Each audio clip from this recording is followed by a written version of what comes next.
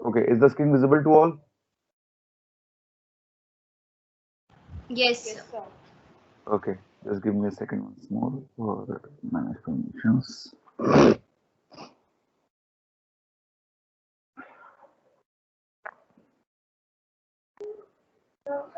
Okay मैंने tracker लगा दिया है कि अगर कभी भी अब इस समय कोई भी मेरे अलावा कोई एक्टिविटी करने की कोशिश करता है, चाहे वो प्रेजेंट करने की, चाहे वो क्या नाम है कुछ भी उसकी करने की, क्या नाम है किसी को रिमूव करने की, तो मुझे पता चल जाएगा।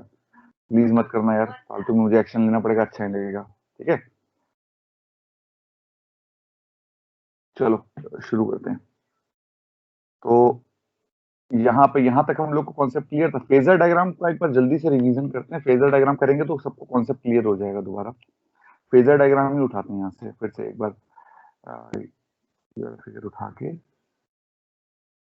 फेजर डायग्राम दोबारा बनाएंगे एक बार हम लोग।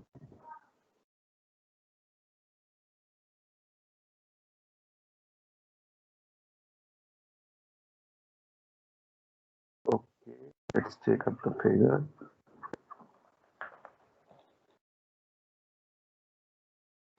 Okay, Umang Umang yes sir. Umang जल्दी से जरा वर्किंग समझाओ ट्रांसफार्मर की। ये ट्रांसफार्मर की वर्किंग समझाओ। क्या हम लोगों ने क्या जल्दी से क्या डिस्कशन किया था? सर प्राइमरी वाइंडिंग में सर सेल्फ इंडक्शन से होगा। अच्छा, सेकेंडरी वाइंडिंग में म्यूचुअल से। अरे भाई ऐसा कब होता था? ट्रांसफार्मर में क्या बोला था कि हमने जो कोर लिया है, हमने क्या लिया था? कोर के ऊपर दो सेट ऑफ वाइंडिंग लपेटी। जिस साइड हम लोग लगाते थे क्या नाम है सोर्स, उसको बोलते थे प्राइमरी वाइंडिंग है, और जिस साइड लोड लगता है उसको बोल देते हैं सेकेंडरी वाइंडिंग है। ठीक है, यहाँ तक बात आती थी। उसके बाद बोला कि जब प्राइमरी वाइंडिंग के अंदर आप एक अल्टरनेटिंग सोर्स लगाते हो तो उसके अंदर एक करंट जाता है जिसका बेसिकली काम होता है मैग्नेटाइजेशन करने का। क्या काम करने का होता है? मैग्नेटाइजेशन करने का। जिसकी वजह से क्या होता है, फ्लक्स जब कोर में फ्लो करता है और जब वो प्राइमरी वाइंडिंग के साथ इंटरेक्ट करता है तब वो एक ईएमएफ इंड्यूस करता है E1, which is basically due to self induction. ठीक है, और यही वाला फ्लक्स जब जाके दूसरी कॉइल के साथ इंटरेक्ट करता है, सेकेंडरी कॉइल के साथ इंटरेक्ट करता है, तब वहां पे एक ईएमएफ लाता है ड्यू टू म्यूचुअल इंडक्शन। इसके बाद हमने कहा था फेजर के बारे में बात कर लेते हैं। तो फेजर के बारे में जब बात करी थी तो अब मैं आपको जो बता रहा हूँ वो थोड़ा समझते हुए चलिएगा, थोड़ा समझते हुए बिल्कुल ध्यान से चलिएगा कि फेजर के अगर बारे में बात कर रहा हूँ तो फेजर ना दो हिस्सों में बनता है। फेजर जनरली दो हिस्सों में बनता है। एक हॉरिजॉन्टल प्लेन के अबव वाला जो पोर्शन होता है बेसिकली वो प्राइमरी के लिए डील करते हैं, और जो नीचे वाला हिस्सा होता है वो बेसिकली सेकेंडरी के लिए डील करते हैं। समझ लीजिएगा, हॉरिजॉन्टल प्लेन के ऊपर वाला जो पोर्शन है वो प्राइमरी के लिए बनता है और नीचे वाला पोर्शन जनरली सेकेंडरी के लिए बनता है। अगर कोई डिफरेंस आएगा या कोई चेंज आएगा तो हम लोग इस बारे में थोड़ी सी बात कर लेंगे भी। ठीक है, तो हमने क्या बोला कि वोल्टेज की इक्वेशन की, देखो अगर इक्वेशन लिखते हुए चलोगे तब चीजें थोड़ी आसान रहेगी। इक्वेशन है V1 is equal to Vm sine of omega t. ठीक है, तो मैंने अपना जो रेफरेंस माना मैंने ये माना, ये मेरा क्या बन गया, ये बन गया मेरा V1। ठीक है, जिसकी वजह से अब V1 जब फ्लो कर रहा तो उसकी वजह से क्या हुआ, I0 फ्लो करना शुरू हुआ। I0 की इक्वेशन क्या बनेगी, I m sine of omega t minus pi by 2। ये क्यों बन रहा है, माइनस पाई बाय 2 क्यों आ रहा है रतन? ये माइनस पाई बाय 2, शिवली बताओ जरा बच्चा, ये माइनस पाई बाय 2 क्यों आ रहा है? शिवली यस सर तो बोलने की कर्सी रखेंगे। सर लैग करेगा करंट वोल्टेज से। क्यों ड्यू टू इंडक्टिव बिहेवियर। क्यों कर रहा है ये बेसिकली क्यों हो रहा है, ये बेसिकली हो रहा है ड्यू टू इंडक्टिव बिहेवियर। इस चीज को समझिएगा, गड़बड़ नहीं करना है यहाँ पर। अगर यहाँ पे गड़बड़ कर गए तो सब आधी चीजें कंसेप्ट क्लियर खत्म हो जाएगा। ठीक है, ड्यू टू इंडक्टिव बिहेवियर। ठीक है, ये बन गई तुम्हारी, तो मैं थोड़ा सा मुंह थिक कर देता हूँ। ये आ गई तुम्हारी करंट की वेव फॉर्म, ये बन गया करंट की लाइन। लेट अस से दिस इज I0। ठीक है, अब इस I0 की वजह से एक फ्लक्स पैदा होगा, लेट अस से फाई। इसकी आप इक्वेशन लिख सकते हो phi m sine of omega t minus pi by 2। क्यों ऐसा क्यों हुआ रिया पाल, ऐसा क्यों हुआ, माइनस पाई बाय 2 ही क्यों रहा? क्योंकि हमको पता है, क्या पता है जल्दी बताओ, कि जो इंड्यूस्ड ईएमएफ होता है वो फ्लक्स से लैग करता है माइनस पाई नहीं, बाय ये 2। तो फ्लक्स की बात हो सर रही है ना, जैसा फ्लक्स। करंट होगा वैसा फ्लक्स जनरेट होगा। जैसा करंट होगा वैसा फ्लक्स करेगा, वेरी गुड राशि, जैसा करंट होगा वैसा फ्लक्स पैदा करेगा। तो फाई नॉट की लाइन भी यही हो जाएगी, फाई की लाइन भी यही होगी।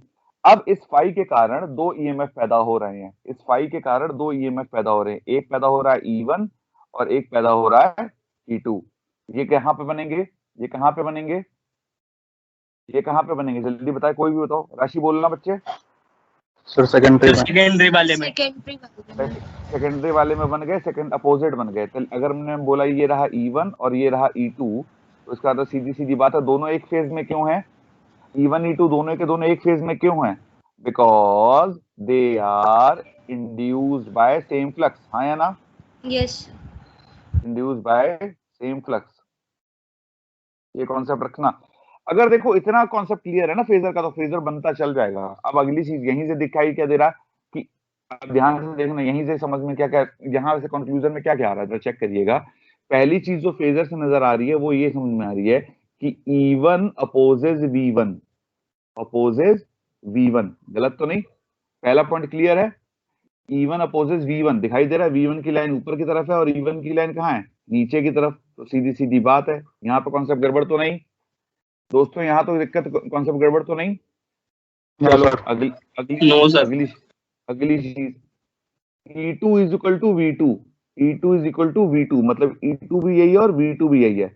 इसका मतलब यहां से भी निकाल सकते हैं कि V2 is opposite to V1, गलत तो नहीं, V2 is opposite to V1, ये भी लिख सकते हैं, हाँ या ना, जल्दी बताओ, यस सर। लिख सकते हैं नहीं लिख सकते, लिख सकते हैं। तो जरा चलो, अच्छा अब यहाँ पर एक और रिलेशन लेके चले थे, क्या रिलेशन लेके चलेंगे अब लोग, जरा चेक करिएगा।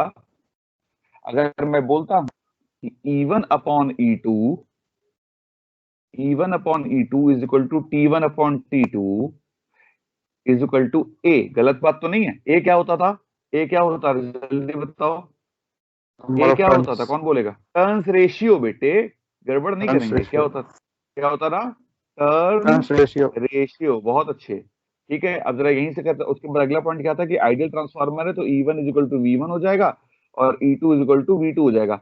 देखो E1 is equal to V1 हो जाएगा, यहाँ पे कहीं पोलैरिटी की बात नहीं करी, यहाँ पे बात किसकी कर रहे हैं, मैग्नीट्यूड की, किसकी बात कर रहे हैं, मैग्नीट्यूड की, सीधी सीधी बात। तो सीधी सीधी बात यहाँ पे लिख सकते हैं V1 upon V2 is equal to T1 upon T2। बात सही है, बात गलत है, जल्दी बताओ, बात सही है, बात गलत, ठीक है, सही है sir. And this is equal to I2 upon I1, ये भी बात क्लियर है, ये भी बात क्लियर है। अच्छा ये वाला कॉन्सेप्ट कहां से निकला, ये वाला कॉन्सेप्ट कहां से निकला, इसको समझने की जरूरत है, इसको समझिएगा। एक थ्योरी होती है जिसको बोलते हैं MMF बैलेंस थ्योरी, क्या होती है, MMF बैलेंस थ्योरी, जो कि कहती है कि एक तरफ से जितना आप पावर लगाने में किसी ऑब्जेक्ट को मैग्नेटाइज करने में, दूसरी तरफ से वो उतनी की उतनी पावर खत्म हो जाएगी। It is basically law of energy of conservation, because energy can not be created neither it can be destroyed, उसका सिर्फ बैलेंस बनता है। पता है ये बात की नहीं पता सबको, यस और नो। तो यहाँ पे जो MMF हम बात कर रहे हैं ये भी तो कुछ नहीं है, मैग्नेटाइजिंग एनर्जी है। तो चेक करिएगा, इससे एक रिलेशन निकल के आएगा, I1T1 is equal to I2T2, I1T1 is equal to I2T2। अच्छा अब ये मुझे बताओ, यहाँ पे मैग्नेटाइजेशन कौन सा फोर्स कर रहा है, ये वाली चीज क्या कर रही है, मैग्नेटाइज, ये क्या कर रहा है, मैग्नेटाइज। चेक करो, यही तो जा रहा है, करंट गया, इसको मैं आई नॉट नहीं बोल रहा, इसको यहाँ पे मैं थोड़ा सा चेंज कर दे रहा हूँ, यहाँ पे मैं इसको आई नॉट नहीं बोल रहा, मैं इसको I1 बोल रहा हूँ प्राइमरी साइड में। I1 into T1 is equal to I2 into T2, simple सी बात है, जितने number of turns into current उतनी MMF पैदा हुई, यही वाली वो कॉन्सेप्ट से हो गया। I1T1 is equal to I2T2। तो अगर ये मैग्नेटाइज कर रहा है तो उसका काम क्या क्या है, डीमैग्नेटाइज। ये क्या करेगा, डीमैग्नेटाइज, मतलब प्राइमरी साइड से अगर आप मैग्नेटाइज कर रहे हो कोर, तो सेकेंडरी साइड से कोर क्या होगा, डीमैग्नेटाइज। इस चीज को समझते हुए चलिएगा, यहाँ गड़बड़ नहीं करिएगा, कोई दिक्कत तो नहीं, यहाँ पे कोई दिक्कत तो नहीं। Law of conservation of energy, एक तरफ से अगर आप पावर को दे रहे हो तो दूसरी तरफ से वो पावर खाई जा रही होगी, हाँ या ना, जल्दी बताओ, यस कॉन्सेप्ट क्लियर? अगली चीज, ये एक अगली लाइन है जिसका हम लोग कॉन्सेप्ट में पूरे बिल्डिंग में यूज करेंगे। अगली पूरी कॉन्सेप्ट बिल्डिंग की जो क्लास होगी तगड़ी वाली, उसके अंदर पूरा पूरा एसी का यूज होगा। अब एक काम करो, एक काम करो, अब इस वाले पोर्शन को भी ले लो, इस वाले पोर्शन को, एक इस लाइन, एक इसको पकड़ लो और एक इसको पकड़ लो, एक इसको पकड़ लो और एक इसको पकड़ लो। तो यहां से क्या निकल के आ रहा है, V1 upon V2 is equal to I2 upon I1। अब जरा क्रॉस मल्टीप्लाई करिए, then you will get V1 I1 is equal to V2 I2। अच्छा, what is V into I, ये क्या होता है? What is V into I, ये क्या होता है? ये क्या होता है, जल्दी बताओ, ये क्या होता है? पावर तीन तरह की होती, पावर तो तीन तरह की होती है। किसी को याद है? इलेक्ट्रिकल पावर जो होती है वो तीन तरह की होती है। पहली पावर होती है रियल पावर, दूसरी पावर होती है रिएक्टिव पावर, और तीसरी पावर होती है एपरेंट पावर। एपरेंट पावर, अगर किसी को याद है तो बोलना शुरू करना जरा साथ साथ, ठीक है? जरा चेक करिएगा, इसकी ये होती है VI cos फाई, जिसकी यूनिट होती है KW, किलोवाट्स में चलती है। दूसरी होती है VI sin फाई, ये कौन सी होती है? ये पावर कौन सी होती है? ये पावर कौन सी होती है, जल्दी बताइए। Kilowatt per hour. Kilowatt per hour नहीं बेटा, ये होती है KVAR, kilo volt ampere reactive. कौन सी होती है? Kilo volt ampere reactive. अगर मैं इसको बोलता हूँ P, इसको बोलता हूँ Q, तो ठीक है, रूट अगर मैं चेक करूँ P square plus Q square करता हूँ तो आई विल गेट इनटू, क्या निकलेगा? VI निकलेगा।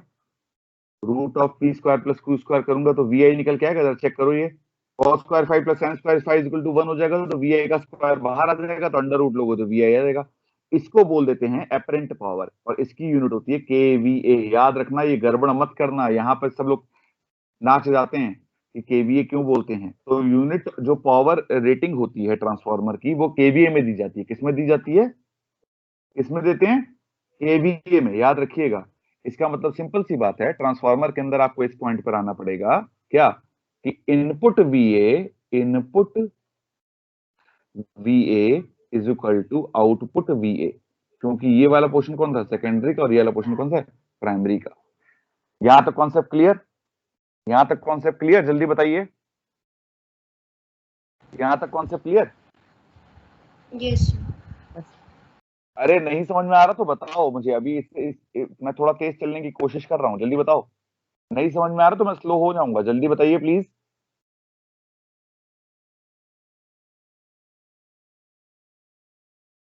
उमंग, उमंग, यस सर। समझ नहीं आ रहा, मैं स्लो हो सकता हूँ, मुझे कोई दिक्कत नहीं है। सही है। ठीक जा रहा है? ये वाला कॉन्सेप्ट पता है तुम लोग को? पावर ओवर के कॉन्सेप्ट पता भी है कि गायब हो गए सारे? कि रियल पावर क्या होती है, रिएक्टिव पावर क्या होती है, अपरेंट पावर क्या होती है, ये नहीं पता? पढ़ा था, रिवाइज हो गया। अरे बता दे रहा हूँ ये क्या होता था, सिंपल करते हैं इसको। कितने लोगों को, अच्छा लो, पावर ट्रायंगल याद है किसी को? पावर ट्रायंगल किसी को याद है? क्या होता था? PQS, याद है ये चीज? चलो अच्छा, इसको थोड़ा सा मुझे टाइम दो, मैं फिर से बताऊंगा। चलो, now let me get to a simple question. एक क्वेश्चन लेके चलते हैं, एक क्वेश्चन आया है, ये सिंपल क्वेश्चन है, आसान सा क्वेश्चन है, इसलिए परेशान होने की बात नहीं है। चेक करिएगा, ठीक है? 125 kVA, एक सवाल है, ये अशफाक हुसैन का सवाल ले रहा हूँ, सिंपल सवाल है। 125 kVA, 125 kVA single phase transformer, numerical है, साथ साथ रहेंगे। Single phase transformer having primary voltage of 2 kV, 2000 volt at 50 hertz,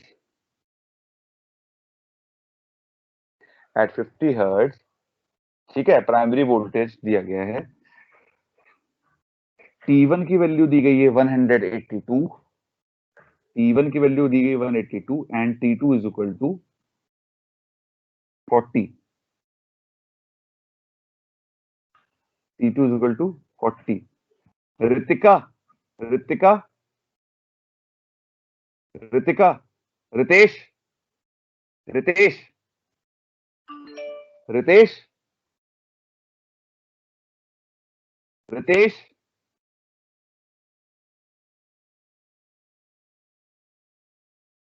okay. Riya Agarwal, Riya Agarwal, Yes, sir. ये T1 और T2 क्या होते थे बेटा? Sir, number of turns in primary coil and secondary coil. ठीक है जी, गुड। ठीक है, 125 having T1 and T2 is equal to 40 number of turns दे दिएगा 182 and 40। Neglecting losses, neglecting losses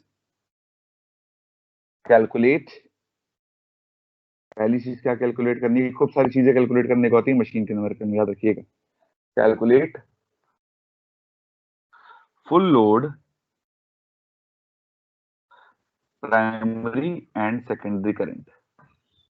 calculate पहली चीज क्या करनी है? Full load primary and secondary current. दूसरी चीज क्या कैलकुलेट करोगे? No load EMF induced in secondary coil, no load EMF induced in secondary coil। और तीसरी चीज क्या कैलकुलेट करोगे? जरा चेक करिएगा। तीसरी चीज है maximum flux in the core. तीन चीजें कैलकुलेट करते हो कह रहा है, समझिएगा क्या क्वेश्चन क्या है। क्वेश्चन पहले देखो, जब भी कोई न्यूमेरिकल भी लेना तो सॉल्यूशन पे नहीं आओ, पहले से पकड़ो क्वेश्चन कहना क्या चाहता है। ठीक है, और क्वेश्चन पकड़ने का सबसे बढ़िया तरीका ये होता है कि उसका डाटा जो उसने दिया है उसको अपने पेन से कहीं अलग से लिख लो, चीजें सीधे सिंपल नजर आती है। ठीक है, ट्रांसफार्मर के अंदर क्या क्या होता है जरा चेक करो। तो उसने पावर दे दी, पावर कितनी बोल रहा है? पावर बोल रहा है 125 kVA। ठीक है, V1 की वैल्यू वो दे रहा है, कितनी वैल्यू है? 2000 वोल्ट। V2 की वैल्यू के बारे में कोई बात नहीं करी उसने। उसने I1 और I2 के बारे में भी कोई बात नहीं करी, ना I1 के बारे में बात करी है, ना I1 के बारे में कोई बात कर रहा है, ना वो I2 के बारे में बात कर रहा है।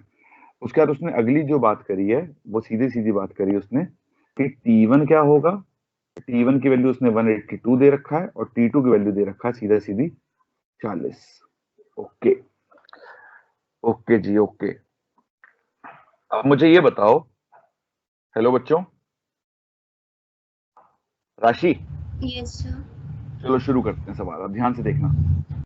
हमको पता है, हमको क्या पता है कि KVA is equal to V into I। गलत तो नहीं? Yes, sir. अच्छा, हमने अभी ऊपर देखा भी है क्या कि V1 I1 is equal to V2 I2। मतलब सीधी सीधी बात, KVA कैसा रहता है? कांस्टेंट। ये सुनो, अभी बात हुई थी ऊपर, देखो कि input V is equal to output V है। सही है ना? सही है ना? तो सीधी सीधी बात वो क्या बोल रहा है? V1 I1 की वैल्यू उसने दे रखी है 125 इंटू 10 की पावर ऑफ 3 VA। क्यों ये लिया मैंने, जल्दी बताओ, ये 10 की पावर 3 क्यों लिया? 10 की पावर 3 क्यों लिया? सर किलो वोल्ट है। Sir, हाँ, kilovolt को वो volt ampere क्योंकि वो convert करना। क्योंकि वो क्योंकि वो चीजों को किस में लेके चला है? वो चीजों को लेके चला है KVA में, तो मैंने सिंपल कर दिया। ठीक है, तो I1 की वैल्यू तो और V1 की वैल्यू मेरे को पता है। V1 की वैल्यू मेरे को पता है या नहीं पता? चेक करो। V1 की वैल्यू मेरे को पता है। उसने बोला ना प्राइमरी वोल्टेज ऑफ 2000 वोल्ट, तो V1 की वैल्यू उसने दे दी। यस और नो, जल्दी बताइए। Yes sir. तो सीधी सीधी बात, I1 की वैल्यू मैं निकाल सकता हूँ या नहीं निकाल सकता हूँ? न्यूमेरिकल कोई कथा नहीं सुनेगा, न्यूमेरिकल में पेन चलाइए साथ में बैठ के, नोट्स देखेंगे, पेन चलाएंगे, मेथड समझ में आएगा। तो V1 की वैल्यू उसने दे रखी है 2000 into I1 is equal to 125 into 10 की पावर ऑफ 3 VA। तो I1 की वैल्यू निकल के आ जाएगी, क्या होगी? 125 इंटू 10 की पावर ऑफ 3 अपॉन 2000।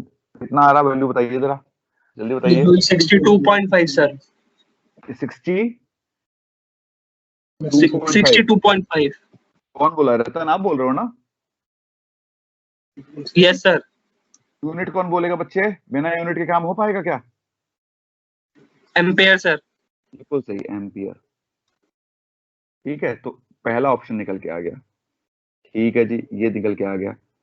ओके जी, ते देखो ये वाला काम हो गया। अब बताओ और क्या निकाल सकते हैं, जल्दी बताओ और क्या निकाल सकते हो, और कैसे निकाल सकते हो? I2 कैसे निकालोगे, जल्दी बताओ। अब I2 निकालना, I2 कैसे निकालोगे भैया? सीधी सीधी बात है, हमें पता है I1 upon I2 is equal to T2 upon T1। पता है या नहीं पता है? पता है या नहीं पता है, जल्दी बताओ भाई। हम लोग को पता है सीधी सीधी बात। तो I1 की वैल्यू अपने को पता है 62.5, I2 की वैल्यू निकालनी है, T2 की वैल्यू दी गई है 40 और T1 की वैल्यू 182। सॉल्व करो, I2 की वैल्यू बताओ जल्दी से कितनी आ रही है, I2 की वैल्यू कितनी आ रही है?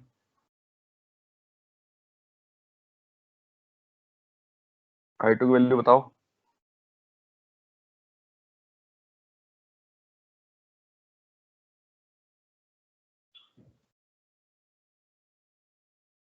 राशि आंसर।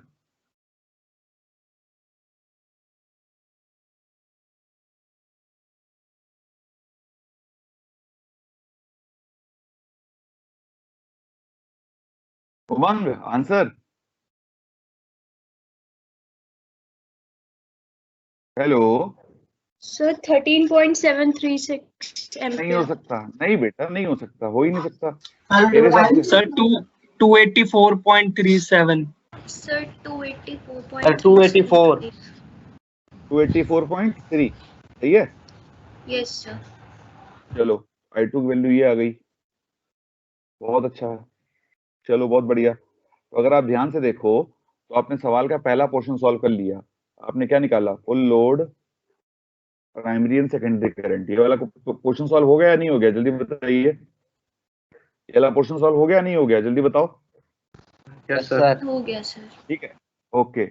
अब अगली चीज समझना, अब वो क्या बोल रहा है, निगलेक्टिंग लॉसेस। निगलेक्टिंग लॉसेस, अगर लॉसेस निगलेक्ट करते हैं तो मतलब हम लेके चलेंगे आइडियल ट्रांसफार्मर है तो E1 is equal to V1 और E2 is equal to V2। ये लेके चलते थे नहीं लेके चलते थे, जल्दी बताओ। अगर ट्रांसफार्मर के अंदर कोई भी लॉस नहीं हो रहा तो वो आइडियल ट्रांसफार्मर है तो E1 is equal to V1 और E2 is equal to V2। और हमें क्या पता है एक चीज और, कि E1 upon E2 is equal to T1 upon T2। और ध्यान से देखो वो पूछ क्या रहा है, वो वही तो पूछ रहा है, no load EMF induce in the secondary coil. तो no load EMF induce in the secondary coil कौन सा होगा, जल्दी बताओ कौन सा होगा, कौन बताएगा? नो लोड ईएमएफ और कुछ नहीं होगा, वो यही है, क्या छुपा हुआ है, E2, जो no load EMF induce in the secondary coil है। अब ध्यान से देखो, इसकी यहां से हमें पता है कि इसकी वैल्यू क्या है, इसकी वैल्यू दी गई है 2000। तो इसका मतलब सीधी सीधी वैल्यू पुट कर सकते हैं 2000 upon E2 is equal to 182 upon 40। यहाँ से E2 की वैल्यू निकल सकती है नहीं निकल सकती, निकालो जल्दी से E2 की वैल्यू। यहाँ से E2 की वैल्यू निकाल के दिखाइए क्या आ रही है। सर 439.5। 439.5 यूनिट क्या है, वोल्ट्स। वोल्ट। सही है। चलो जी, ये हो गए, मतलब ये वाला पोर्शन भी सॉल्व हो गया, no load EMF induced secondary coil. Okay जी, अब ये कैसे निकलेगा, जल्दी बताओ। Maximum flux in the core, ये कैसे निकलेगा, ये कैसे निकलेगा?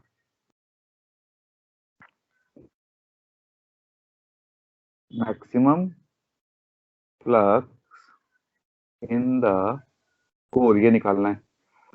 ओके, रिया अग्रवाल, रिया अग्रवाल मुझे जरा ईएमएफ की ट्रांसफार्मर की इक्वेशन बताओ क्या होती है। रिया अग्रवाल, यस सर। मुझे ट्रांसफार्मर में ईएमएफ की इक्वेशन जो आती थी वो बताइए, वैल्यू क्या होती थी? E इज इक्वल टू, पलटो जल्दी बोलो।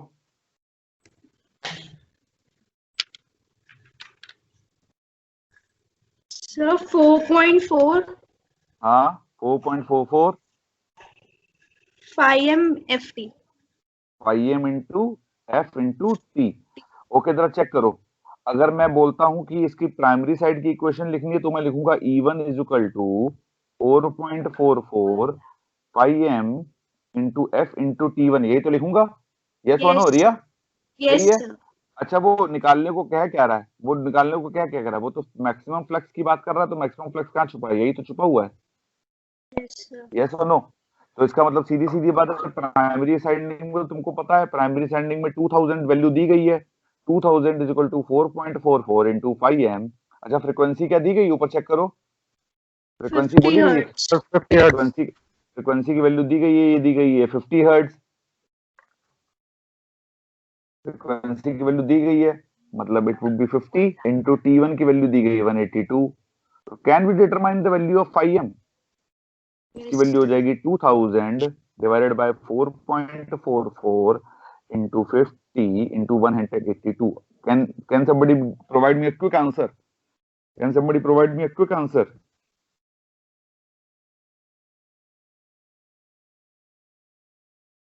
Uh, 0.049. 0.049।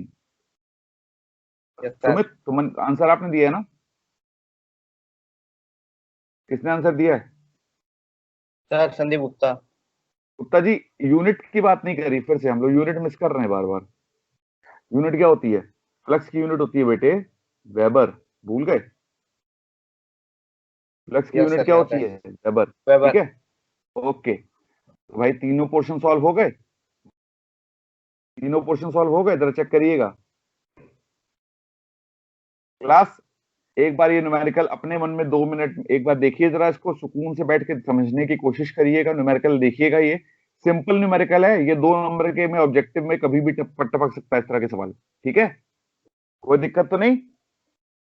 यहां तक कोई दिक्कत तो नहीं बच्चों? बता तो दो, सवाल देख लिया? हो गया? No sir. चलो, let us get to the next heading, let us get to the next heading now. तो नेक्स्ट हेडिंग है, that is transformer on no load. Very important topic because this will be basics to the equivalent circuit. Transformer on no load. ठीक है, okay. When will you call a transformer on no load? When will you call a transformer on no load? ठीक है जी। If I take this to be once again my what you say, मैं इसको लेता हूं वापस अपना एक diagram के तौर पर लेता हूं, तो इसको कब बोलोगे ये एक नो लोड पे है ट्रांसफार्मर? जल्दी बताओ, कब बोलोगे ट्रांसफार्मर नो लोड पे है? जल्दी बताइए।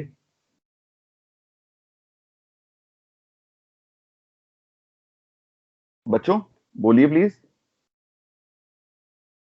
सर सेकेंडरी साइड से लोड हटा देने पे। सेकेंडरी साइड से लोड हटा दूं, ठीक है जी, हटा दिया। ओके, अब आपके हिसाब से is this transformer on no load condition? जल्दी बताइए। Now is this transformer on no load, yes और no? Yes, it is on no load. The transformer is set to be on no load, the transformer is said to be on no load. ध्यान से समझिएगा, इसको कब पकड़ेंगे। I know कि basics थोड़े weak हैं ड्यू टू बिकॉज आपने फर्स्ट ईयर में इतना ध्यान से टॉपिक नहीं पढ़े हुए, बट फिर भी अब इस समय टाइम है, give it a full attention. ठीक है, the transformer is set to be on no load when your secondary side is open circuited. इसको याद रखिएगा, इसको ये नहीं बोलेंगे लोड नहीं कनेक्ट है। When your secondary side is open connected, sorry open circuited. अच्छा, अब जब ओपन सर्किटेड है इसका मतलब क्या हुआ? इसका मतलब बात समझिएगा। अब यहां पर अगर जो करंट I2 है इसकी वैल्यू क्या हो जाएगी?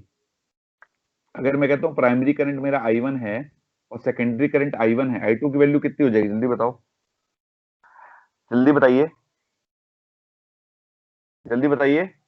अब ये 0. बताओ, हाँ बहुत बढ़िया, सेकेंडरी करंट, दूसरा पॉइंट कौन सा है? Secondary current is 0। इसको समझते हुए चलिएगा। क्या बोला मैंने? बहुत ध्यान से समझिएगा बच्चों, मैंने बहुत सिंपल सी बात बोली है। क्या कि पहली बात तो उसके अंदर क्या होता है कि आपका सेकेंडरी साइड ओपन सर्किटेड होती है, जिसकी वजह से सेकेंडरी करंट क्या हो जाता है? 0। ओके, अब जरा आगे बढ़िएगा। अब ध्यान से समझिएगा, जब सेकेंडरी करंट 0 है, समझना, सेकेंडरी करंट 0 है, तो डीमैग्नेटाइजिंग एमएमएफ कितना होगा? डीमैग्नेटाइजिंग एमएमएफ डीमैग्नेटाइजिंग एमएमएफ क्या होगा? डीमैग्नेटाइजिंग एमएमएफ याद है? अभी हम लोगों ने पिछले टर्न में अभी इसी में बात करी है। अभी हम लोग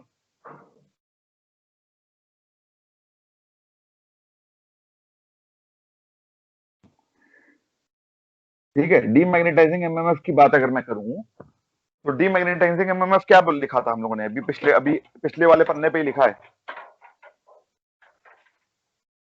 I2T2 I2T2। बहुत बढ़िया, बहुत बढ़िया। ठीक है, तो जीरो होगा डीमैग्नेटाइज सर। क्यों जीरो नहीं होगा? क्यों नहीं होगा?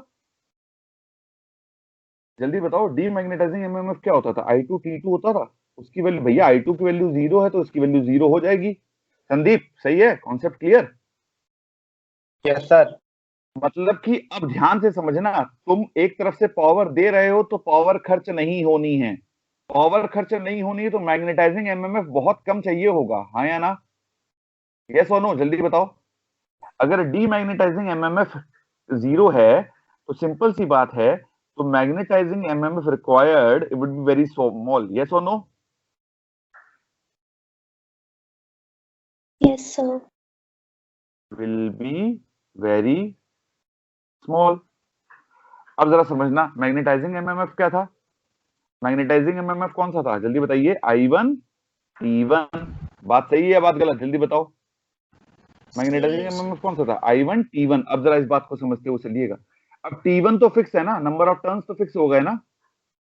तो अगर मुझे इसको कम करना है, मैग्नेटाइजिंग एमएमएफ को कम करना है, तो मैं एक ही चीज तो कम कर सकता हूँ, वो क्या हो सकती है?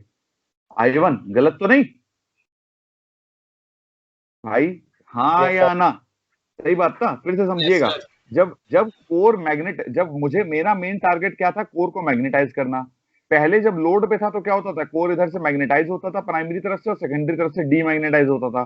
अब जब सेकेंडरी साइड ओपन हो गई है, जब करंट की वैल्यू सेकेंडरी की साइड में 0 हो गई है, तो डीमैग्नेटाइजिंग तो हो ही नहीं रही। और जब डीमैग्नेटाइजिंग नहीं हो रही तो सिंपल सी बात है क्या, कि जो करंट की वैल्यू, जो एमएमएफ रिक्वायर है प्राइमरी साइड से, वो कम हो गया। जब वो कम हो गया तो हमने चेक करा I1 T1 की वैल्यू को लो होना पड़ेगा, मगर T1 तो फिक्स है तो I1 की वैल्यू लो हो जाती है। I1 की वैल्यू लो हो जाएगी। तो इस वाले केस में I1 is equal to I0 हो जाएगा। क्या हो जाएगा? I1 is equal to I0। ठीक है, this is called no load primary current. इसको क्या बोलोगे? No load primary current. And this is very small current. कितना होता है बताऊं? It is approximately 3 to 5% of full load current. बस इतना करंट,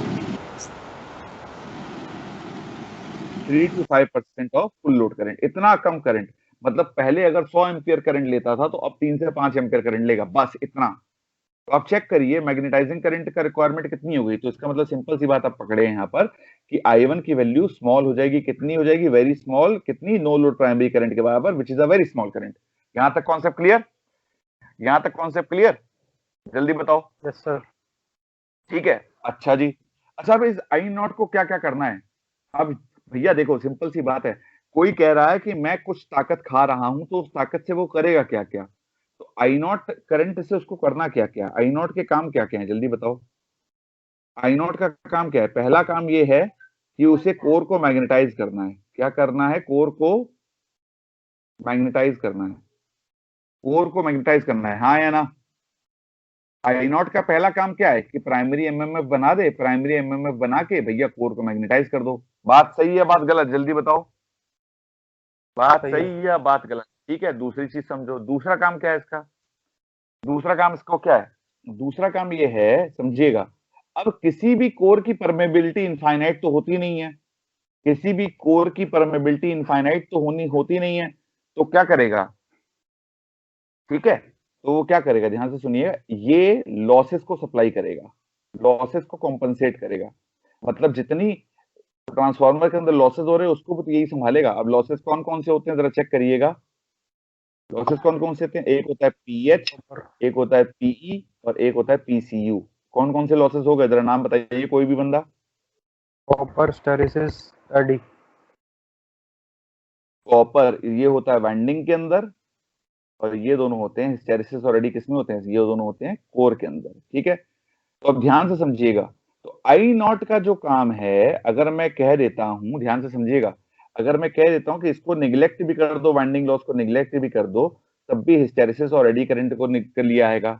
ठीक है, तो ध्यान से देखिएगा तो आपको पता चलेगा आई नॉट के अंदर दो कंपोनेंट है। एक तो वो वाला कंपोनेंट है, एक तो कंपोनेंट है जो प्योर मैग्नेटाइजेशन ला रहा है, तो वो कैसा कंपोनेंट होगा? Reactive component. वो कैसा कंपोनेंट होगा? Reactive component. और एक वो जो लॉसेस को कॉम्पनसेट कर रहा है, तो वो कौन सा होगा? Resistive component. रेजिस्टिव कंपोनेंट, इसको दूसरी भाषा में बात करेंगे अब। Reactive component is often named as IM and this is often named as IW। क्यों? क्योंकि power loss is always in terms of what, तो इसको हम लोग क्या बोलते हैं? IW। और इस वाले का काम क्या है? सिर्फ और सिर्फ मैग्नेटाइजेशन कॉज करना। तो इसके अंदर इसको मैं लिख सकता हूं I nought is equal to IM plus IW। यहां तक बात समझ में आई? यहां तक बात समझ में आई? ध्यान से समझना। अब इसके आगे ना लेक्चर जो बढ़ेगा वो बहुत टिपिकलिटी से नहीं बढ़ेगा, चीजें बेसिक है, मगर पिछले लेक्चर मिस मत करिएगा, पिछले लेक्चर मिस मत करिएगा। ज्यादा अच्छा मैं आप लोग को सजेस्ट ये करूंगा, पिछले वीडियोस देखिए और अपने कॉन्सेप्ट को रिवाइज करिए।